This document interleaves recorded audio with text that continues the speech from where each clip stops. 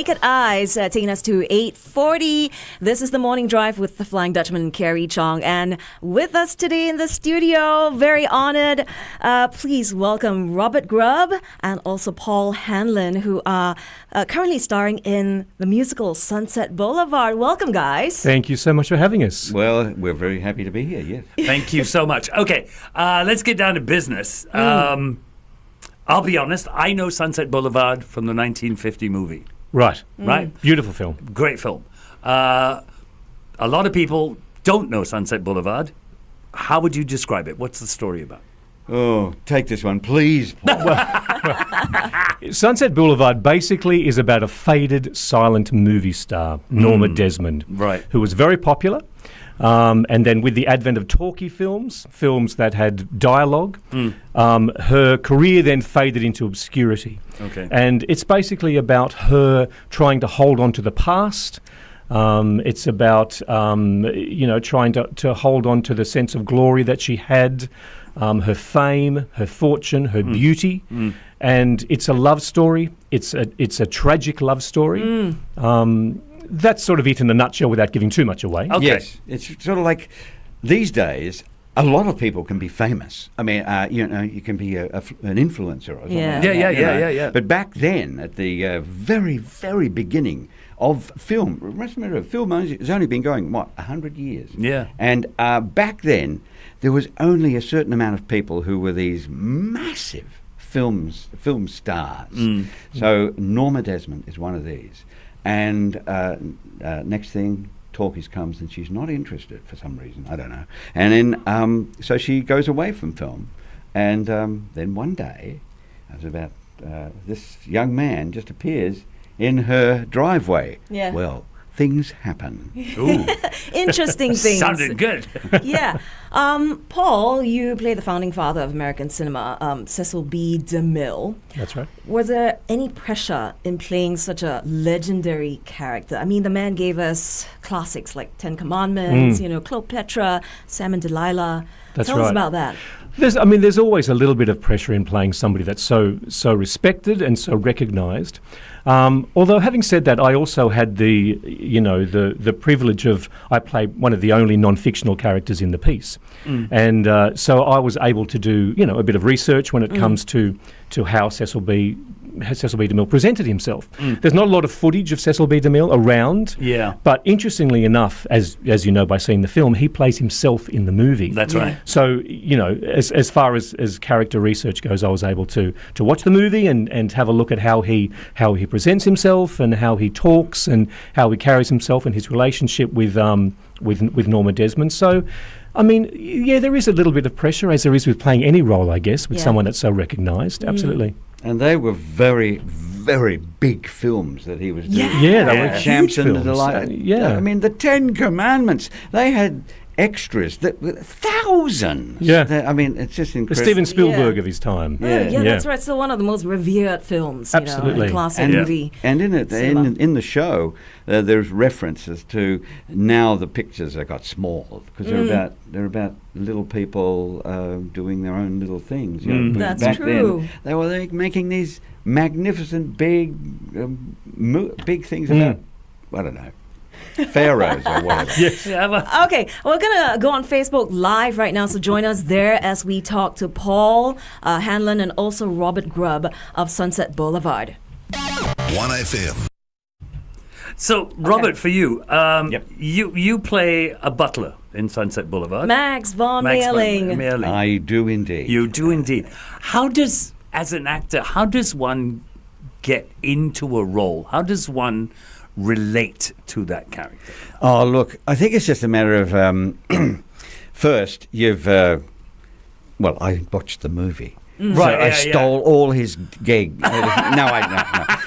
Look, I think Max is a very, very complex character, and just to go into him to read what he does, and I don't want to give too much away because I'm hesitating here, but he is absolutely devoted Yes. to Norma Desmond. He is so devoted, he will pretty much almost do anything, and sometimes he gets a bit manipulative about how he wants to keep her, in many cases, alive, because there have been times when she's got very depressed. But he manages this, and he just keeps her safe, and he will do anything, really, just so that no harm comes to her. Oh, and then there's a little, surprise. He's more than just a butler to Norma Desmond. Okay, I won't give it away. Don't give it away! No. But do you think in this day and age any man would do what Max did for Norma? It's quite unthinkable. Probably not. Probably now, Max probably did need to go to a counsellor, I suppose, like everyone in this. But they're all complex. They're all complex. It's like I wrote down a few little things that the lead, Tim, our lead man, plays. He says, boy meets girl, lots of complications. He does this in a song or something. And then later on in the song, it's the oldest story in the book. Come see the taker being took. And I love that little piece, because it's part of what the show is about. The taker being took. Sunset Boulevard, of course, explores fame, ambition, price of stardom. These themes actually still resonate very strongly with audiences today, you think? Especially with social media and all that. More so. It's more prevalent. I think it's more prevalent today than it ever was. I mean, I think there's always, there's such we live in a world of ambition and fame and, people wanting to be recognised. And I think that comes from the world of social media that we live in. There's this, we have this instant comparison with everything at the moment, especially the younger generation. And, and we unfortunately see the price that fame does take, especially with the bigger names in Hollywood. So I think that is quite, the themes with the show, even though it's based in the 1950s, are extremely prevalent today, probably more so than ever, I think, From I look at these shows and I say to myself, how do you guys... Because I look at it from an acting... I've never acted. Well, I have. I played Versace once for 20 minutes in a movie. But yeah, no. How do you rehearse this? How do you prep yourself each day? Well, I think that's an individual thing. I think every actor probably has their own way of prepping for it. I mean, we've done this show now over 200 times. Exactly. So exactly. So that's a lot. But that's also part of our job of what we do is to keep it fresh every night. I mean, to do the same thing 8 times a week. Yeah. For a year, sometimes more than a year, is a challenge. It is a challenge, and you have to keep yourself physically fit. You have to keep yourself vocally fit. Mentally fit as well, because all of that plays into it. And I guess you don't want to fall into a muscle memory situation. No, you don't, because you have to remember that even though we've done it 200 times, it's the first time that the audience has seen the show. Yeah. So it's the first time that they are hearing the lines. It's the first time they are hearing the songs, even though we've sung them 200 or something times. So to keep that in your mind, keep that prevalent, I think does help as well. And that's what we do as performers. It's part of the thing. You've got to bring that spark, that spark that was there on the very first time you did it, which made people gasp or whatever. Yeah. And that's what we get them gasping. Yeah. And we get them oohing and eyeing, and it's just. I must admit, I love the audiences here. They're just absolutely fantastic. Yeah, we were going to talk about that. Yeah, right. What's your take on the Singapore audience so far? I love them. No, don't be politically correct. You can be honest. I'm not. Look, they are very polite. The audiences here, but I mean they're very different in every city. Audiences you go to, even in Australia, Perth are different, Brisbane is different, Sydney's different, Melbourne's different. But but the audiences here are lovely. The reaction is great, and and we can still see some of them, and, and they're invested. Good. And it's wonderful. We get a real sense of warmth from them. I think we're growing up slowly. We're just intrinsically a very shy bunch. Well, but when we do go to watch a musical, we get caught up in the storytelling, absolutely. And the set designs. Yeah. It's just splendid. Well, that's the beauty about going to live theatre. You can't put it on hold and go and make a cup of tea or something. Yeah. It's there, it's happening, and you're sitting in that seat. And you're saying, whoa, what's going to happen next? Yeah. And, it's just because it's live. Yeah. Well, on that note, actually, I just want to ask, because it's live theatre, has there been any moments where you fluffed up? And then what happens? Has there been? Look, I can't tell How you do them you all. recover from it? Sometimes it's very hard. I mean, there are moments when we're human. So there's moments when things go wrong, of course. And sometimes when things go wrong, it's very funny. Yeah. And, so we try to be professional and try not to let those things affect us. But, I mean, sometimes it's hard. And it's part of your job, too, is, not to let the audience realise that things have gone wrong or something like that. Right. Yeah. But there's been things when the set maybe hasn't worked properly or, I mean, you've seen the set, it's huge and it revolves and it moves. So technically things go wrong and sometimes people forget their lines or they might sneeze or something and, all that stuff. Not very appropriate for an emotional moment. Well, no, exactly. True, yes. I do have a question. I'm a huge fan of, I don't know, I'm sure you've watched him, Graham Norton. Oh, I love him. I love him. He's great. And Graham was interviewing some people who do theatre in the UK, and they do these horrible little things in the wings while someone's performing on stage. Does that actually happen? Never. What is I'm it not they do? convinced. I'm not convinced. What? I don't know is what it? you're talking about. They do things to make people on stage giggle Oh my gosh. while okay. they're performing. Pranking, okay. Not so much this show, I have to say. There was another show I've done where all the crew were on stage and all the crew happened to become 10-pin, like 10-pin bowling. Yeah. They all stood in the pattern of a pins. Yeah. Yep. And then they rolled this ball and they all fell out, like to try to make people laugh. Right, I mean, right. that does happen. Okay. Not in this show because we're professionals. All right. There's a lovely little piece where I'm not on stage, but Paul here and a couple of other people are just doing something up behind the couch while the main acting is going on. And, God, we're just looking from off stage, and you guys make us laugh just about every night. It's so subtle, and it's so quietly done, but just little bits and pieces. There's Paul and a few of his mates make us laugh. That's good. Yeah, laughter's the best medicine. It the is. beautiful Yeah. thing. It's fresh. It keeps it a little bit fresh, and it keeps things just buoyant. Yeah. Okay, I'm sure a lot of our listeners would like to know, how is it like working with the amazing Sarah Brightman? I have to ask. Oh, she's terrific. She is. And she gets there a couple of hours before because she's so how would you put it?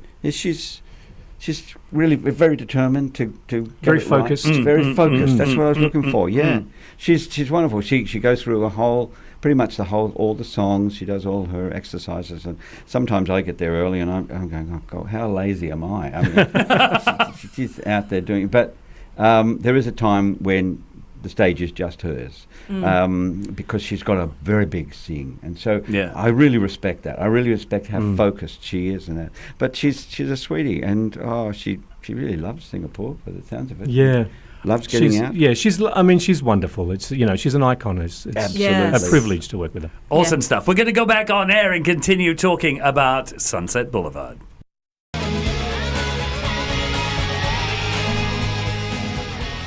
Garbage here on 1FM 91.3. Good times, greatest hits. Only happy when it rains. Not much rain these days. But I hope you're enjoying the sunshine here in Singapore. We've got Robert Grubb and Paul Hanlon from Sunset Boulevard here with us in the studio. Welcome.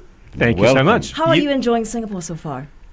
Oh, look, absolutely love it. Love it. Look, it's so warm. I mean, I'm walking around with a little jacket on inside. I walk out, it's sometimes very hot. But It's hot and humid here. Yeah, it's very hot. I mean, look, I'm from Sydney, and it's in Australia, and it's very similar. So in a way, it's not too much of a shock. But it's I love Singapore. It's beautiful. The food is incredible. I mean, it's just so many choices, and it's spoiled for choice. Yeah, absolutely. And What have you guys tried yet for food? We went to La Passat markets. Passat, Beautiful. Yeah. Yeah, Been there a and the couple of choice times, there is incredible. And we haven't had a huge amount of time to explore, but but the markets are just beautiful. If you do get the time, how are you with chili?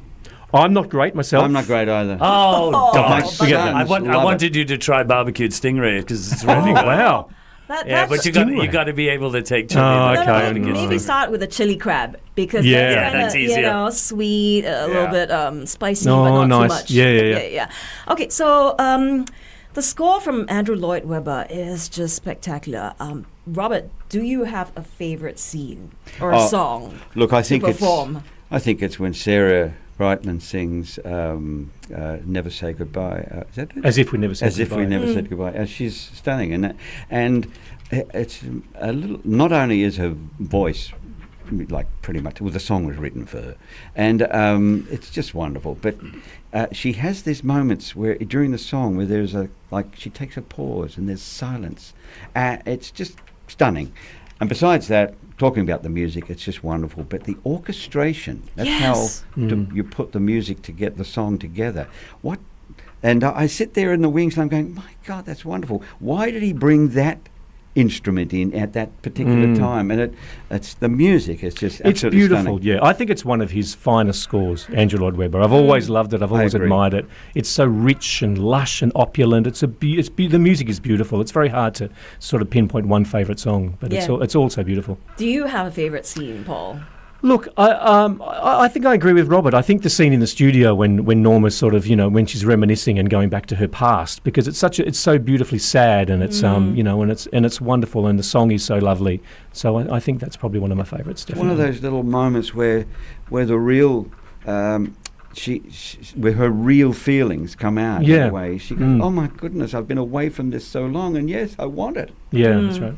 Guys, we got time for one last question, Sure. and it's something I ask every theatre person that comes onto a show. Is there one theatre piece that you haven't done that you want to do?